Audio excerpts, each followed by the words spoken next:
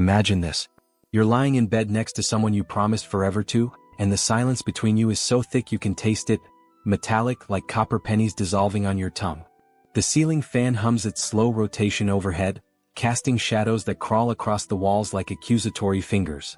Outside, a dog barks twice, then stops, as if even it knows better than to disturb what's breaking apart in that room. You can smell her perfume still clinging to the pillowcase, something floral and expensive that she started wearing after the complaints began, after the laughter turned to sighs, after intimacy became a countdown clock neither of you could stop. And in that moment, in that suffocating dark, you understand that some failures don't just wound pride, they dismantle entire universes. Before we begin, subscribe, because some stories don't fade, they haunt. They echo in courtrooms and emergency rooms and empty houses where love used to live. This is one of those stories. His name was Marcus Webb, and at 34 years old, he had the kind of life that looked perfect from the outside, the kind people scrolled past on social media with a mixture of envy and admiration. He worked as a senior logistics coordinator at a mid-sized shipping company in Augusta, Georgia, pulling in a respectable salary that kept them comfortable in a brick ranch house with a 2-car garage and a backyard where azaleas bloomed every spring without fail. Marcus was the guy who mowed his lawn in neat diagonal stripes, who waved to neighbors, who remembered to put the garbage bins out every Tuesday night. He had a wide smile that crinkled the corners of his eyes and a quiet dependability that made people trust him with spare keys and borrowed tools. His wife, Simone, was 29, a dental hygienist with honey-colored highlights and a laugh that could fill a room. They'd met at a friend's barbecue 6 years earlier, married after 18 months of dating, and to anyone watching, they were the blueprint of young black success. Stable jobs, no children yet but trying, a circle of friends who gathered for game nights and brunch. But beneath the surface of matching throw pillows and joint bank accounts, something vital was crumbling, something so private and devastating that Marcus could barely acknowledge it even to himself. The problem had started early in their marriage, maybe even before, though Marcus had convinced himself it was stress, fatigue, the adjustment to cohabitation. In the bedroom he couldn't last. Not in the way movies promised or locker room conversations exaggerated. 2 minutes, sometimes less, and it was over. His body betraying him with a quickness that left Simone staring at the ceiling, her breathing still uneven, her needs unmet. At first she'd been understanding, patient even, whispering that it was okay, that they'd figure it out together. But understanding has an expiration date, and patience curdles into resentment when reassurances become routine. She stopped whispering those comforting lies around month 9. By year 2, the bedroom had become a minefield of unspoken disappointment. Marcus tried everything, delay sprays from the pharmacy that made him feel like he was wearing a chemical condom, breathing exercises he'd found on some embarrassing corner of the internet, even therapy sessions with a sex counselor who used words like premature ejaculation and performance anxiety, with clinical detachment that somehow made everything worse. Nothing worked. His body had decided on its own timeline, and no amount of willpower could negotiate with biology. Simone started working later, her shifts at the dental office stretching from 8 hours to 10, then 12. She'd come home smelling like latex gloves and mint mouthwash, her face drawn, her responses to his questions clipped and efficient. Marcus would be at the dinner table with reheated chicken or takeout containers opened and waiting, and she'd breeze past him toward the bedroom, saying she needed to shower, needed to decompress, needed space. The space grew wider. They stopped having sex altogether around month 32 of their marriage, the absence of intimacy creating a kind of terrible relief. No more countdowns, no more failures, no more watching her face arrange itself into false satisfaction. But the relief was poisoned with knowledge. Marcus knew what happened when wives stopped touching their husbands. He'd heard the stories, seen the statistics, listened to his boys at the barbershop trade warnings disguised as jokes. A woman's got needs, they'd say, shaking their heads. You don't water the garden, someone else will. And Marcus, standing there with foil clippers buzzing around his ears, would force a laugh and change the subject, but the fear would settle in his stomach like a stone. The first crack came on a Thursday in late September, when the Georgia heat was finally breaking into something bearable and the light had that golden quality that makes everything look like a memory even while it's happening. Marcus came home early from work, a rare occurrence. His boss had given him comp time for covering someone's shift the previous weekend, and found Simone's car already in the driveway at 3:30 in the afternoon. He felt a small flutter of hope as he unlocked the front door, thinking maybe they could talk, really talk, maybe grab an early dinner somewhere with outdoor seating where conversation came easier with strangers nearby. But the house was too quiet, the kind of quiet that presses against your eardrums. Her purse was on the kitchen counter, her keys in the ceramic bowl they kept by the door, her phone, and this was the detail that stopped his breath. Her phone was face down on the coffee table, vibrating silently with incoming messages, the screen lighting up the dark wood in rhythmic pulses. Simone never left her phone unattended. Never. Marcus stood there in his work clothes, his lunch bag still in his hand, and listened. Upstairs, he heard water running, not the shower but the sink in the master bathroom, a sound so ordinary it felt like evidence of something. He climbed the stairs slowly, each step creaking its familiar complaint, and found her standing at the vanity, washing her face with quick, almost frantic movements. Their eyes met in the mirror, and for a moment, neither spoke. Then she said, "You're home early," in a tone that made it sound like an accusation. "Got off early," Marcus replied, and the conversation died there, suffocated by everything they weren't saying. She dried her face, moved past him into the bedroom, began changing clothes with her back to him. Another new habit, this modesty between married people. He wanted to ask about the phone, about the early arrival, about the way her hands were trembling just slightly as she pulled a fresh shirt over her head. But asking would mean knowing, and some part of Marcus wasn't ready to know. Not yet. Not while he could still pretend that the distance between them was temporary, fixable, a rough patch that all marriages navigated. So he went back downstairs, picked up her phone, saw the locked screen filled with message previews from a contact saved simply as D with no last name, no identifying details. The messages were gone when he tapped the screen. She had it set to hide content on the lock screen, a setting he didn't remember her having before. He put the phone back face down exactly as he'd found it, and sat on the couch in the gathering dark, not turning on the lights, not moving, just breathing and trying to remember when he'd last felt like himself. The changes came faster after that, like water breaking through a dam. Simone started going to the gym, a fancy place across town that offered yoga and spinning classes she'd never mentioned before. She bought new underwear, lacy things in colors she never wore for him, and when he'd commented on them, trying to sound playful, trying to bridge the gap, she'd looked at him with something close to pity and said, "I bought them for me, Marcus." Women are allowed to feel good about themselves. Which was true of course, but the words still landed like a slap. Her phone became an extension of her hand, always within reach, always angled away from his line of sight. She laughed more, but not at his jokes, at messages she'd read in the glow of that screen, her face illuminated and transformed by whatever secrets lived inside that device. They stopped having dinner together.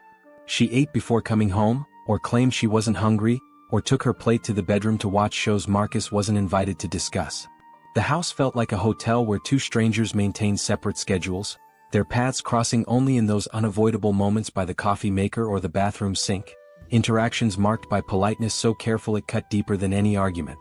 Marcus tried asking directly once, on a Saturday morning when they were both home and the silence had become unbearable. "Are you seeing someone?" he said, the words dropping into the kitchen like stones into still water.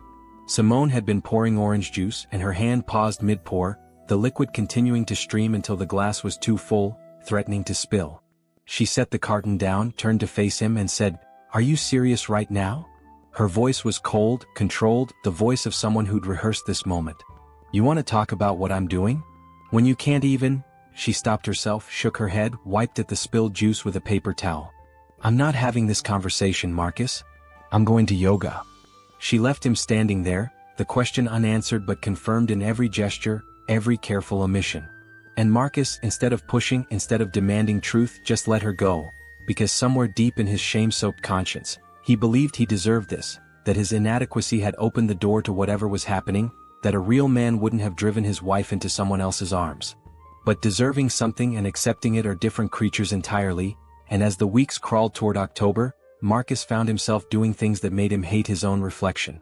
He checked her car for receipts, finding only innocuous evidence: gas station purchases, grocery store runs, a receipt from a restaurant he didn't recognize in a part of town she claimed never to visit. He looked through her emails when she left her laptop open, finding mostly work correspondence and promotional messages, nothing incriminating but nothing reassuring either. He even, God help him, considered installing tracking software on her phone, going so far as to research apps and methods before the full weight of what he was becoming, suspicious, paranoid, invasive, made him close the browser and scrub his search history like a criminal covering tracks. This wasn't him. Marcus Webb didn't spy on people, didn't violate trust, didn't descend into the mud of jealous desperation. But then again, Marcus Webb used to believe his marriage was solid, and look how reliable his judgment had proven. The plan formed slowly, not as a conscious decision but as a series of small resentments crystallizing into something harder, something with edges. It started with a conversation at his boy Terrence's place during a Monday night football game, beer and wings and the kind of raw talk that men only manage when they're not making eye contact, when the TV provides plausible deniability for whatever truths slip out. Marcus had mentioned casually that things were rough at home, that Simone seemed distant. Terrence, divorced twice and currently navigating a custody battle that was bleeding him dry in legal fees, had shaken his head and said, "Man, you gotta protect yourself. These women, they'll take everything, your house, your peace, your whole damn life. And if she's stepping out? You need proof, documentation, something to use if it comes to lawyers." Marcus had nodded but said nothing, letting the words settle. Proof. Documentation. Legal leverage. The vocabulary of warfare applied to marriage. Another friend, Kevin, had jumped in then, sharing a story about a cousin who'd caught his wife cheating, got everything in the divorce because he had evidence, texts, photos, testimony from a private investigator. Cost him $3,000, Kevin said, but saved him $50 in the settlement. They'd all laughed, that bitter male laughter that masks fear, and moved on to arguing about pass interference calls and playoff predictions. But Marcus couldn't move on. The seed was planted. He started documenting everything, where Simone said she was going, what time she left, what time she returned, cross-referencing her stories against her credit card statements he could access through their joint account. He took photographs of her phone screen when she fell asleep without locking it, capturing conversations with D that were flirtatious but not explicitly sexual, filled with inside jokes and emoji sequences that excluded Marcus by design. He recorded the mileage on her car, created a spreadsheet tracking inconsistencies between her claimed destinations and actual distance traveled. It was meticulous, obsessive work, the kind of project that consumed his evenings and poisoned his sleep. But with each piece of evidence, Marcus felt something shifting inside him. Not quite power, but its shadow, a sense that he wasn't completely helpless, that when things fell apart he'd have ammunition, that her betrayal wouldn't be rewarded with half his assets and his dignity. The spreadsheet grew to 3 pages. The photos folder on his hidden cloud account reached 47 images. And still, he said nothing to Simone, maintaining the pretense of their dying marriage with the dedication of an actor who knows the show must run its course before the final curtain. The breaking point came on a Friday in late October, Halloween decorations going up on neighbors' porches, the smell of wood smoke drifting from someone's fireplace in the cooling evenings. Simone came home at 11 p.m. from what she'd called a girls' night. Wearing makeup he'd watched her apply with unusual care before leaving, her cheeks flushed in a way that had nothing to do with alcohol. She was on her phone when she walked in, texting and smiling, and didn't notice Marcus sitting in the darkened living room until she nearly walked into the coffee table. She jumped, pressed a hand to her chest, said, "Jesus, Marcus, you scared me." He didn't apologize. Just sat there in the dark, looking at her. Really looking, seeing the woman he'd married transformed into someone who jumped at his presence like he was the intruder in his own home. "We need to talk," he said, and something in his voice made her face change, the smile evaporating. "I want a divorce," Marcus continued, the words coming out steadier than he'd expected. "I know you're seeing someone. I've known for weeks. And I'm done pretending I don't know." He expected denial, maybe tears, possibly anger. What he got was relief. He could see it wash over her features like a wave, loosening the tension in her shoulders, softening the defensive hardness around her mouth. "Okay," she said simply. "Okay." And in that moment, Marcus understood that she'd been waiting for this, that his confrontation wasn't discovery but permission, that she was already gone and had been for months. "I want you out," he added, surprised by the steadiness of his own voice. "Tomorrow. Pack your things and leave." Simone nodded, clutched her phone tighter and said, "I'll stay at my sister's until we figure out the details." There was no argument, no attempt to save what was already ash.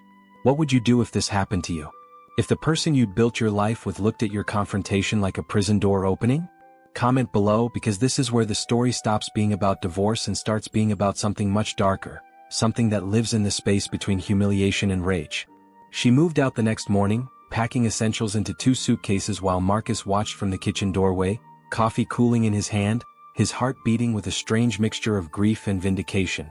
She took clothes, toiletries, her laptop, some jewelry her grandmother had left her, and as many photographs as she could fit into a shoebox. Photos of them, of her family, of a life that was ending in this quiet Saturday morning dissolution. "I'll have my lawyer contact you about the house and accounts," she said on her way out, keys in hand, not quite meeting his eyes. "I'm sorry, Marcus. I'm sorry it got to this." He didn't respond, just closed the door behind her and stood in the sudden silence of an empty house that still smelled like her perfume, still held the echo of her footsteps, still contained every memory of what they'd been before his body had failed him, before shame had built walls neither could climb. He should have felt relief. Instead, he felt hollow, scooped out, like someone had reached inside his chest and removed something vital. He spent the weekend in a haze, going through her abandoned belongings, a cardigan forgotten on the back of a chair, hair ties scattered across the bathroom counter, a coffee mug with lipstick stains still visible on the rim, each item a small knife reminding him of everything he'd lost. Monday morning he called in sick to work, something he never did, Marcus Webb, who prided himself on perfect attendance and professional reliability.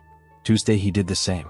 By Wednesday, his supervisor was calling with concern masked as annoyance, and Marcus forced himself into the shower, into clean clothes, into the mechanical performance of normalcy. But at the office he couldn't focus, staring at spreadsheets without processing numbers, sitting through meetings where his name was called twice before he realized he was being addressed. His co-workers noticed, how could they not? But maintained that careful professional distance that keeps tragedy at arm's length. He was the guy whose marriage had exploded, the subject of break room whispers and sympathetic glances, and the attention made his skin crawl. He started eating lunch in his car, scrolling through social media with morbid compulsion, searching for evidence of Simone's new life. He found it on Instagram 3 days later.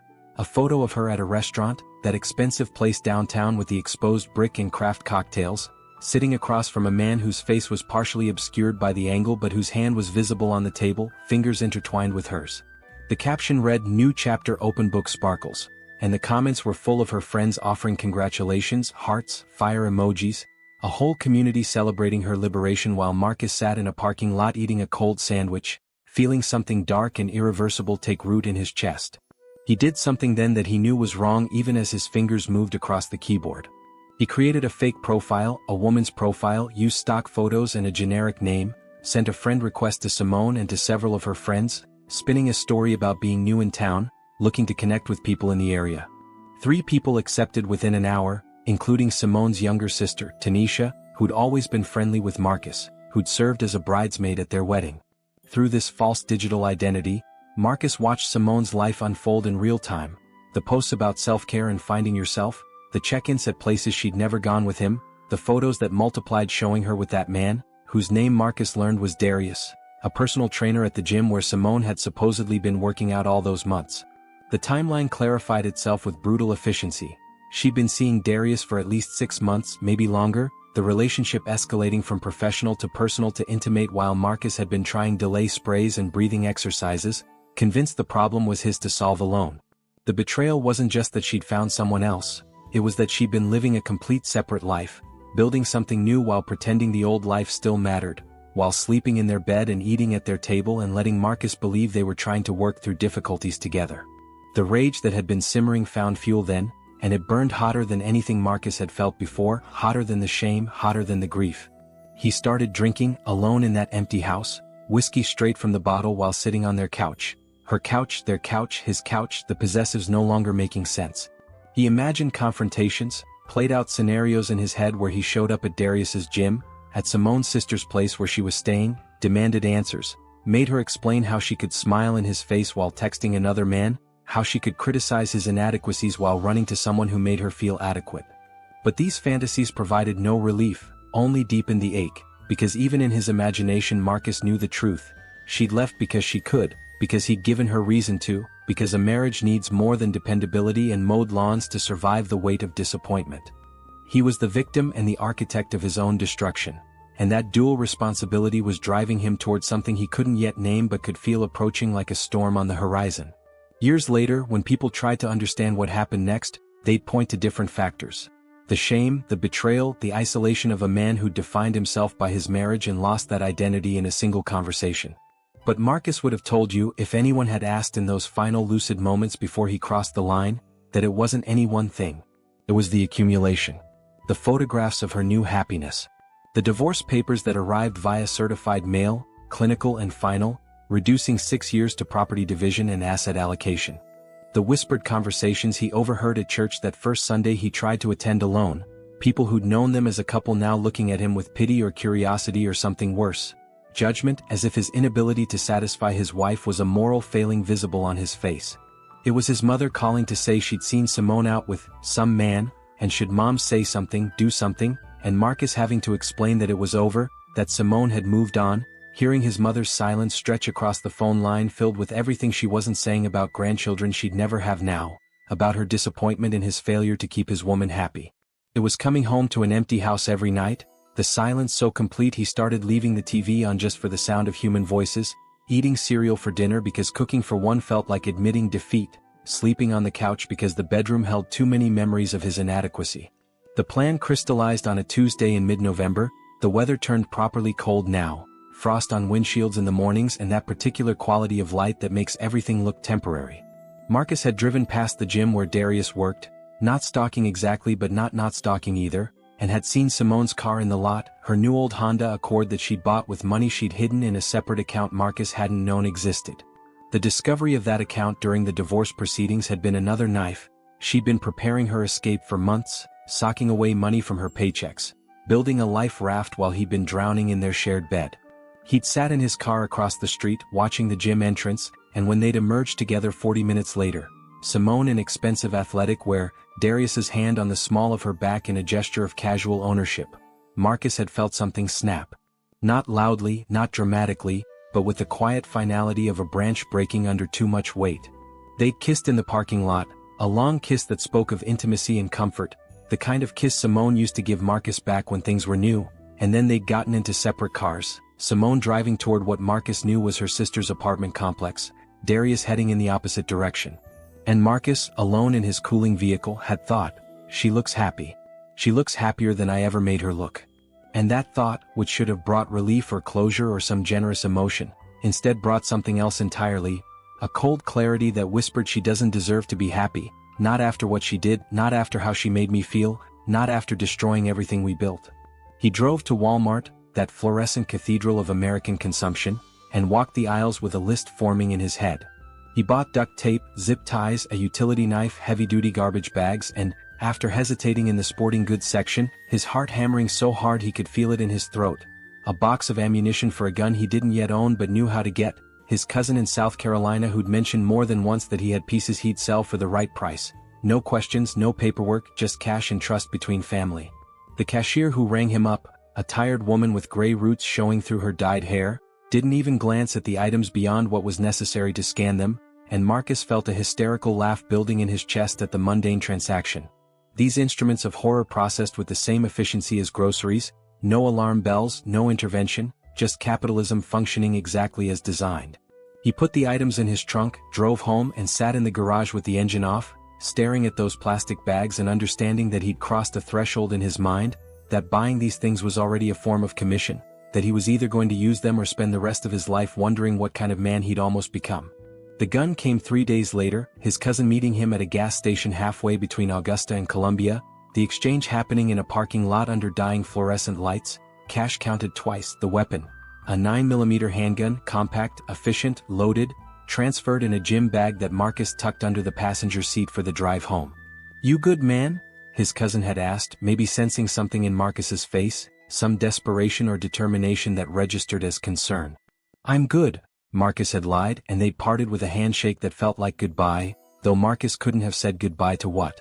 He practiced with the gun in his basement, the concrete walls thick enough to muffle sound, firing into a pile of old sandbags he'd bought for a flood that never came, feeling the recoil, learning the weight, understanding how easy it would be to erase a life with this small machine, how final and simple the mechanics were, aim, squeeze, everything changes. He wasn't a violent man, never had been, never hit anyone in anger, never even raised his voice much, but the gun made violence accessible in a way that fists never had, transformed rage from a feeling into a possibility, from a possibility into a plan. He chose a Saturday, knowing Simone's schedule now from weeks of monitoring her social media, knowing she'd be at her sister's apartment, knowing Tanisha worked weekends at the hospital, leaving Simone alone in that second-floor unit with the peeling paint and the view of the parking lot. He dressed normally, jeans and a sweatshirt, nothing memorable, drove there with the gun tucked into his waistband, hidden under the loose fabric, his hands steady on the wheel in a way that frightened him with its calmness. He parked 3 buildings over, walked across the complex with his head down, cap pulled low, Just another person going about their business on a Saturday afternoon when college football dominated TVs and people were preoccupied with their own small dramas. He knocked on the door at 2:17 p.m., he'd remember the time later, how specifically the moment was carved into his memory, and heard her voice from inside, "Who is it?" Not opening immediately, cautious now, maybe warned by Tanisha to be careful, maybe sensing something in the air. "It's Marcus," he said. "Please, I just need to talk. 5 minutes. Please." The silence stretched, and he thought she might refuse, might call someone, might do any number of things that would have changed everything that followed. But then he heard the deadbolt slide, and the door opened, and Simone stood there in sweatpants and a tank top, her hair pulled back, no makeup, looking vulnerable and real in a way that made his chest hurt even through the rage. "Marcus, you can't just show up here," she said, but she didn't close the door, didn't immediately push him away, and he took that as invitation enough, stepping forward, gently pushing past her into the small living room that smelled like vanilla candles and someone else's life. 5 minutes, he repeated, and she sighed, closed the door, leaned against it with her arms crossed, her body language screaming discomfort and resignation. "What do you want?" she asked, and Marcus looked at her. Really looked, maybe for the first time in months, and saw a woman who'd been drowning too, who'd tried to tell him she was drowning, who'd waved her arms and called for help in every way she knew how before finally swimming away to save herself. And in that moment, standing in that borrowed apartment with a gun against his spine and murder in his heart, Marcus Webb had a choice. He could say what he came to say, whatever words would justify what came next, or he could see the truth, that they'd both been victims of circumstance and biology and the impossible expectations marriage places on imperfect people. He could choose rage or he could choose grief. Violence or acceptance. The monster or the man. He chose wrong. The gun was in his hand before he consciously decided to draw it, muscle memory from those basement practice sessions taking over, and Simone's face transformed from annoyance to terror in the space between heartbeats. "Marcus, what are you doing?" Her voice was small, all the confidence evaporated, replaced by the primal fear that comes from recognizing death in the room with you. "You took everything," Marcus said, and his voice sounded strange to his own ears, distant, like someone else was speaking through his mouth. "You made me feel like nothing, like I wasn't enough, like I didn't matter. And then you just left. Like 6 years meant nothing. Like I meant nothing." He was crying now, tears streaming down his face while his hand held the gun steady, pointed at the woman he'd sworn to cherish and protect. "Marcus, please," Simone whispered, her hands raised in supplication, in surrender. "Please don't do this. We can talk. We can figure this out. Please." But they couldn't figure it out because there was nothing to figure. The marriage was over, the love was dead, and all that remained was this terrible moment where a humiliated man with a gun faced the woman who'd witnessed his deepest inadequacy. "You should have just told me," Marcus said. "You should have been honest. You shouldn't have made me feel crazy like I was imagining things, like the problem was all in my head." And Simone, even in her terror, couldn't help but respond, "I tried, Marcus. I tried to talk to you. But you wouldn't listen. You made everything about your pride, your shame. You never once asked what I needed. You just gave up." The truth of her words hit him like a physical blow, because she was right. He had given up, had retreated into his inadequacy instead of fighting for their intimacy, had chosen isolation over vulnerability. But that truth, instead of softening his rage, hardened it, because it made him complicit in his own destruction, and that was unbearable. "I loved you," he said, and pulled the trigger.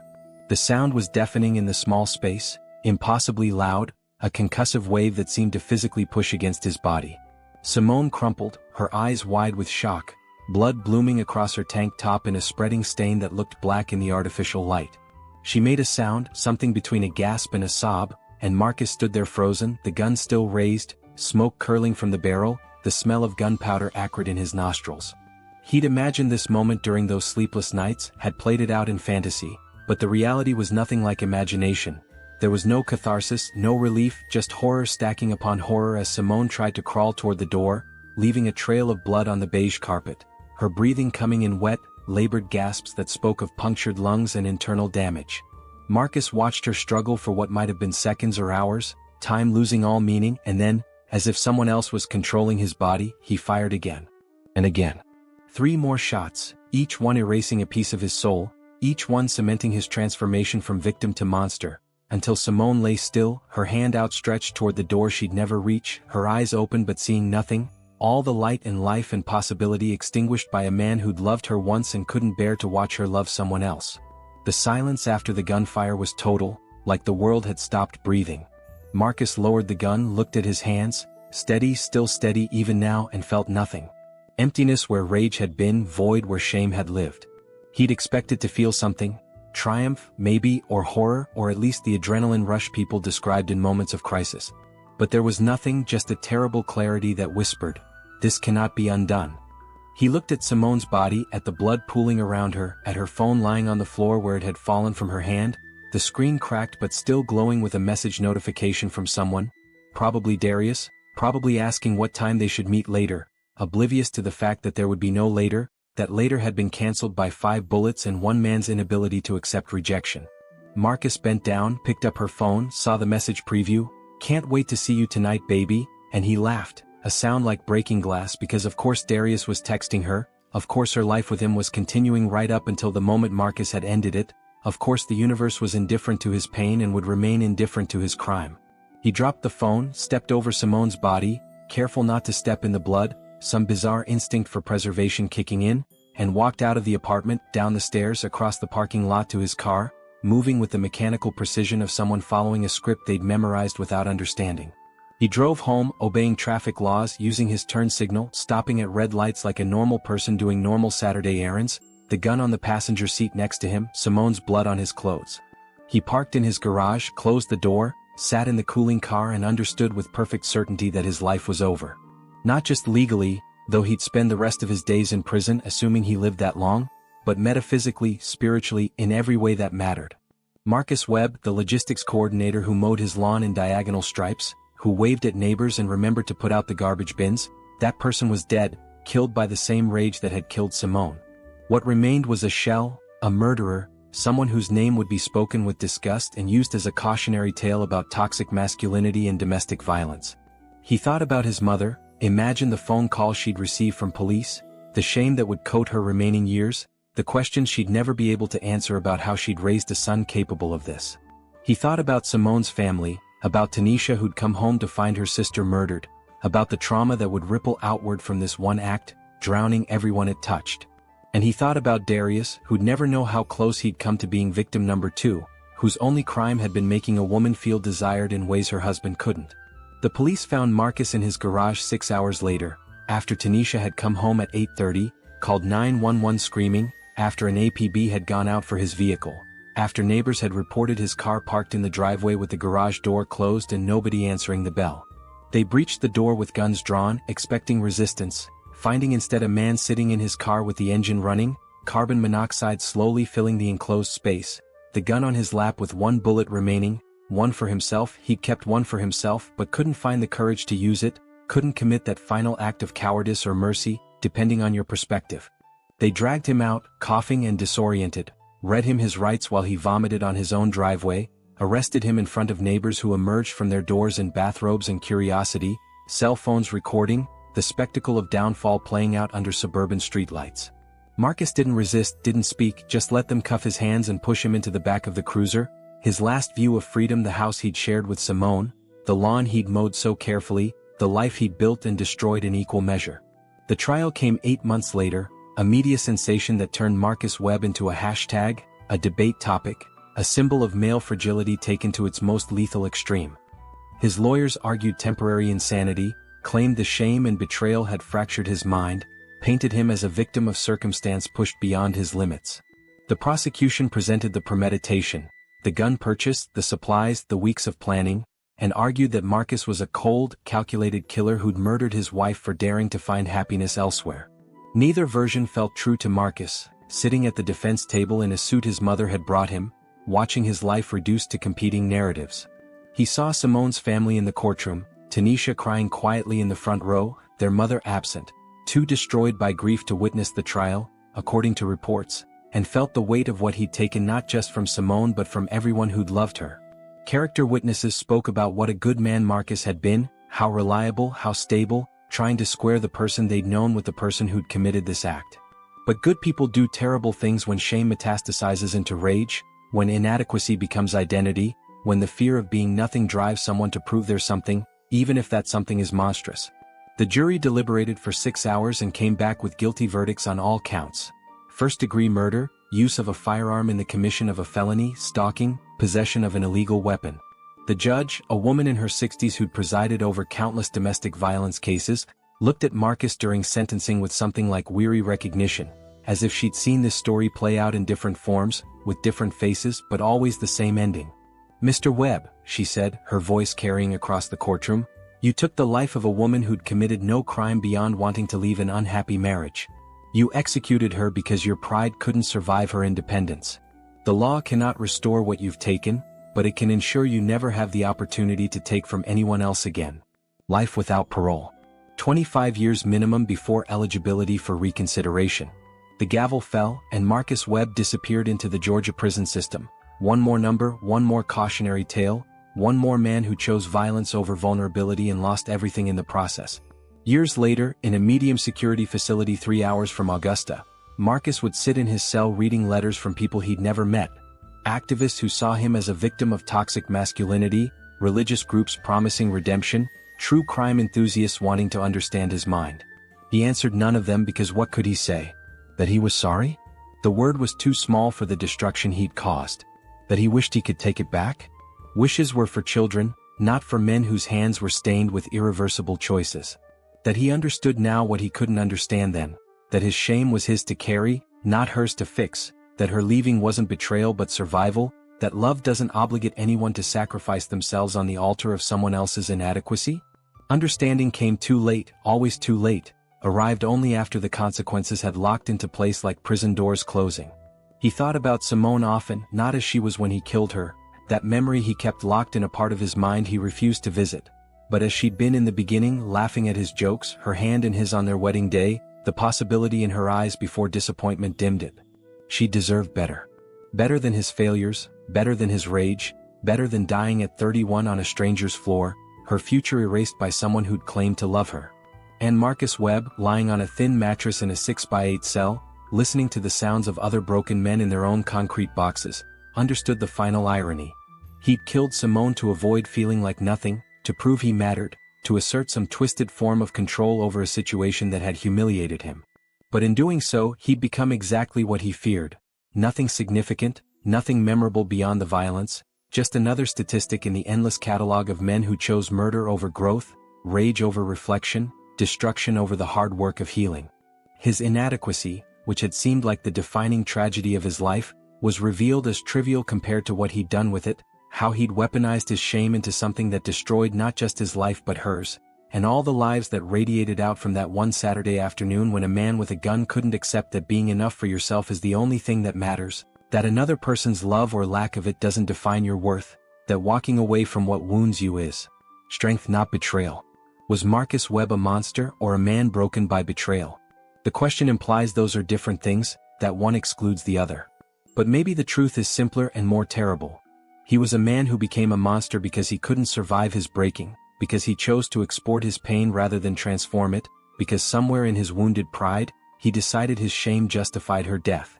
We want our villains to be foreign, other, different from us in recognizable ways. But Marcus Webb mowed his lawn and waved at neighbors and worked hard and probably would have lived his entire life as a decent, unremarkable person if not for one fundamental inability, to accept that he was human, flawed, inadequate in some ways, and that this was okay, survivable, not a crisis requiring blood to resolve. Instead, he chose irreversibly, and 3 people died that day. Simone, who lost everything, Marcus as he'd been, who ceased to exist the moment he pulled the trigger, and the possibility of redemption, which requires acknowledging harm without destroying the world in response. Because some stories don't fade, they haunt. Not because they're exceptional but because they're not, because the capacity for this kind of destruction lives in the gap between who we think we are and who we become when shame consumes everything else. This isn't a story with heroes or clear lessons or comfortable morals. It's just what happened when a 2-minute man couldn't last in his marriage, when his wife chose herself over his pride, when inadequacy met rage in a garage with a gun and a plan and not enough courage to choose differently. Like, share, and subscribe for more stories that ask the questions nobody wants to answer, that force us to look at the monsters and recognize something familiar, something that whispers. There, but for the grace of perspective go any of us who felt that shame, that rage, that terrible impulse to make someone pay for making us feel small. The difference is the choice, always the choice, to be the person who feels the feeling and then does not pick up the gun.